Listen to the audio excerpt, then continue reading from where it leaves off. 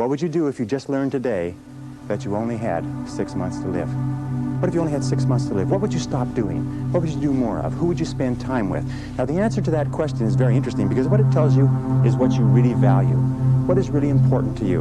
And what we have found is that self-esteem, satisfaction, happiness in life comes from getting your goals and your activities congruent with your values, with your priorities, with what you consider to be really important. What one great thing would you dare to dream if you knew you could not fail?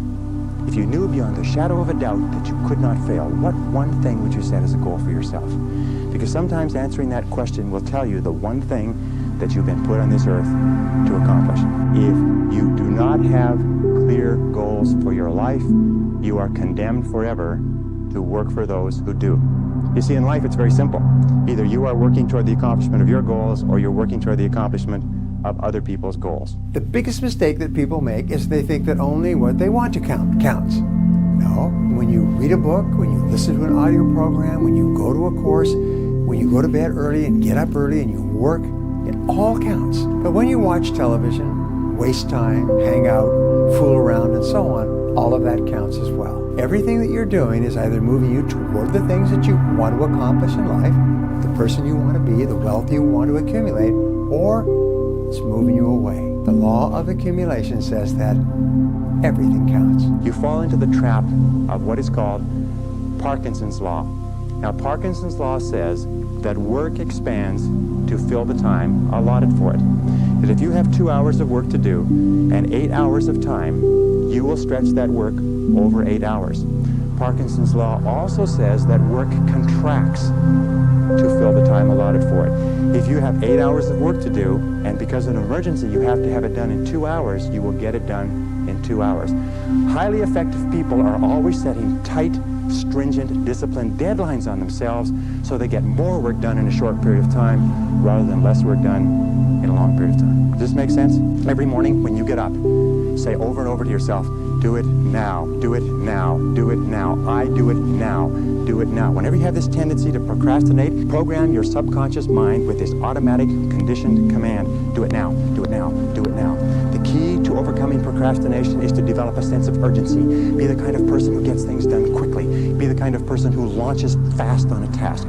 One of the ways to launch fast on a task is to take the task and break it up into small pieces and to do one piece at a time. Do you know that less than 2% of the population have a sense of urgency? That if you just develop a sense of urgency when somebody gives you a task, that you get on it and do it fast, that alone will move you into the top ranks in a very short period of time. Focus and fail fast. Focus and fail fast. Learn quickly, try something new. Is the faster you fail and learn, the faster you succeed. You actually learn to succeed by failing. If you want to increase your rate of success, you must double your rate of failure, because success lies on the far side of failure. Whenever you try to do something out of the ordinary, people will line up to tell you that you can't do it, why you can't do it, that you lose your time, you lose your money, that you will in effect die in the desert.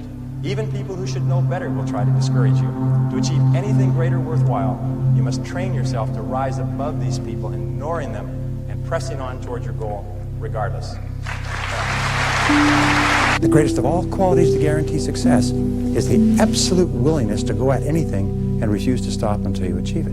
And you know something? The statistics show that 95% of the goals that you set for yourself, you will achieve if you refuse to quit. Our natural tendency is to sell ourselves short. Our natural tendency is to think of the reasons why we can't before we think of the reasons why we can. So the key to breaking ourselves out of the comfort zone and breaking ourselves loose of the shackle of helplessness is courage and confidence. The best quality in the world that you can develop, and I give it to you because I made it my life's habit to develop this quality. I hope I've got it, I don't know for sure. But the quality is to develop the quality of being unstoppable. Develop the quality of being unstoppable. Say in yourself that no matter what life throws at me, it'll never stop me. No matter how rough it gets, I will never quit. And nothing will ever stop me. Make the decision that you can be tired, you can be worn out, but nothing is ever going to stop you. Eliminate destructive self-criticism. In other words, never say anything destructively critical about yourself.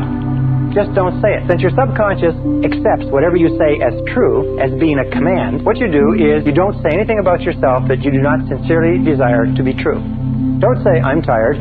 Don't say, I can't or I have to. Don't say anything unless you want it to be true. Remember, the words that come after the word I are the words that your subconscious records as commands, except for when you say, I wish or I'll try.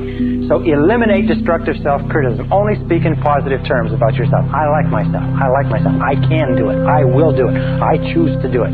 Always expect the best. And here's a little exercise which I learned from one of my graduates. He found that by starting off every day with this simple little exercise and saying to himself, I believe something wonderful is going to happen to me today.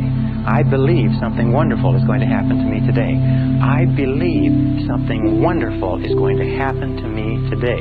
That this little exercise changed his whole attitude. That he went through the whole day with the attitude of somebody with a confident self-expectancy. That everything that happened during the course of the day, he thought, maybe this is something wonderful that's going to happen to me. And you know that if you will do this, if you will say before you go to sleep, I believe something wonderful is going to happen to me tomorrow, you'll just be surprised that your parking spaces will open up and friends will call and you'll get checks in the mail.